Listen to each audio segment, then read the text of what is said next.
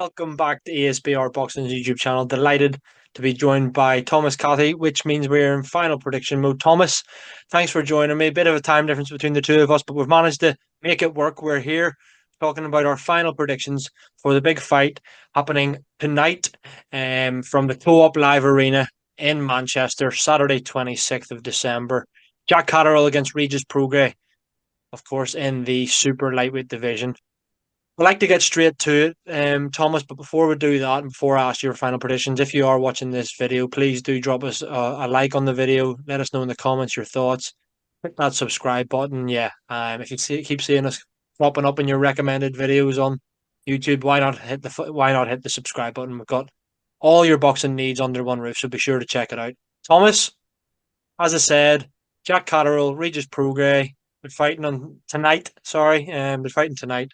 Getting ahead of myself there, but yeah, what is your final prediction for Prograis Catterall Prograis tonight?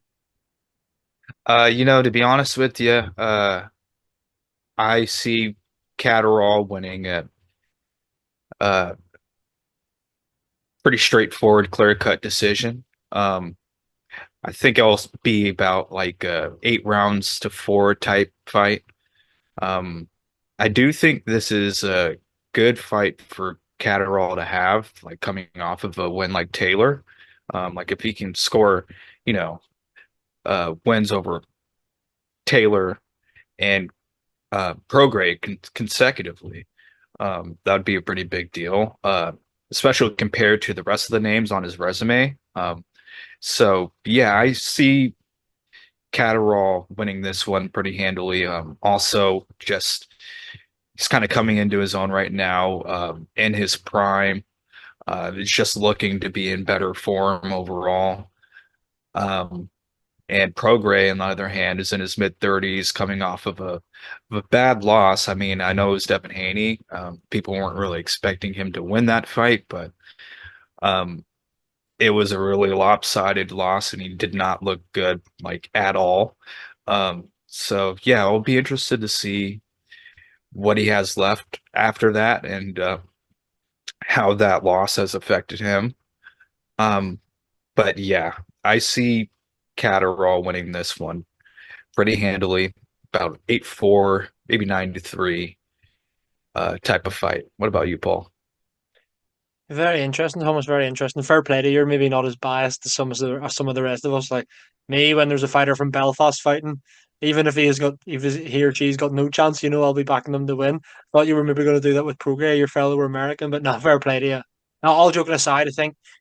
Um, Yeah, I can't really add much more to it. I completely agree with the outcome of that. I think that spoken to Danny at length, Stoddy, a couple of the other lads at ESBR. Um, I do believe Jack Catterall. This is the perfect fight at the perfect time. It's still a big name, as you alluded to, Thomas.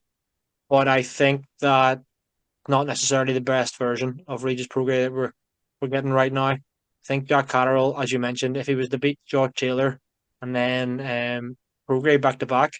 And then you kind of add to the fact that his only defeat was, in a lot of people's eyes, actually a victory over Josh Taylor a couple of years ago in their first fight. I think then, he's kind of solidified himself as one of the best fighters in the world at 140 pounds, despite not having a belt.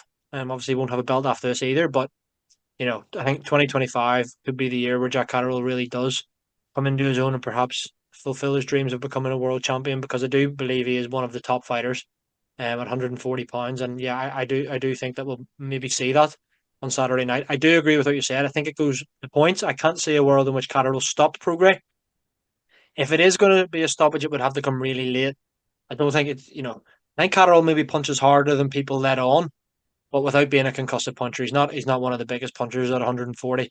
Prograis obviously is a big puncher, but I think yeah, I think that we're maybe not getting the best version of him now. But I hope I'm wrong because alive and fully fit and fully fledged.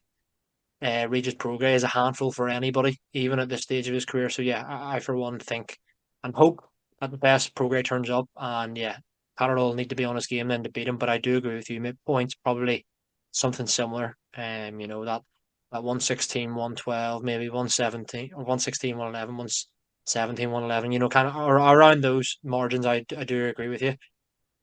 Just before we head off, mate, I want to ask you another question. Hate writing fighters off as such, but when you look at Prograis, I mean, you mentioned his last fight against Haney was a while ago now, and he looked poor. Without obviously people weren't expecting him to win, but he did look relatively poor. Before that, was it Zaria? He was fairly lucky in that fight. I think that Regis Prograis. I think he kind of underwhelmed there as well. So if you're looking at that on the surface, his last two fights, he hasn't looked particularly good. Jack Catterall has. Um, do you think that Regis Prograis' best days are behind him? Which is no disgrace, by the way. Obviously, world champion and was, a lot of people had him potentially even beaten Josh Taylor in the World Boxing Super Series final, but didn't go his way. But a close fight nonetheless. World champion before, held the belt for a while. But do you perhaps think that his best days are behind him and that, yeah, he's on the slide right now?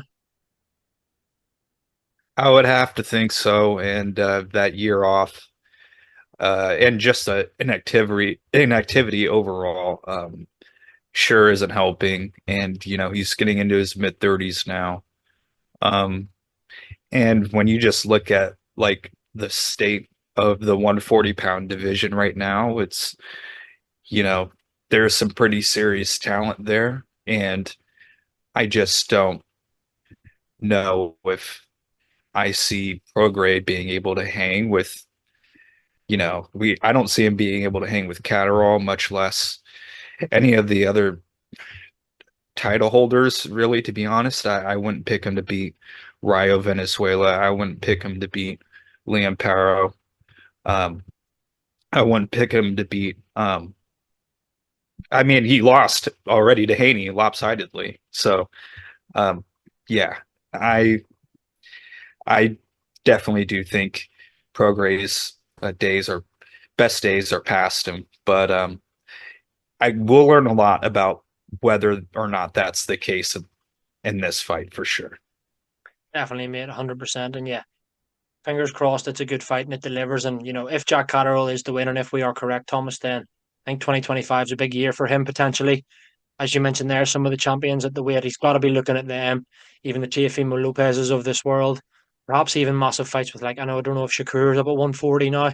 A couple of big names I think he'll want as well because yeah, I think he kind of deserves some big fights um, after maybe being hard done by in the first Taylor fight and having to wait so long to avenge that loss. But yeah, that were our final predictions, guys, for this massive fight tonight in the Co-op Live Arena in Manchester, the first ever boxing event to be held at that new arena. By the way, it's a little fact for you. But yeah, that's our final predictions. Guys, let us know in the comments your thoughts. Are you maybe even back in Prograis? Are you going against what Thomas and I have said? Or do you think Catterall could perhaps even stop Regis Prograis? Let us know in the comments. Drop us a like on the video. Hit that subscribe button so we can grow the channel even further. And yes, all that's left for me to say is, Thomas, thank you very much for your time as always, mate. And I will speak to you again soon.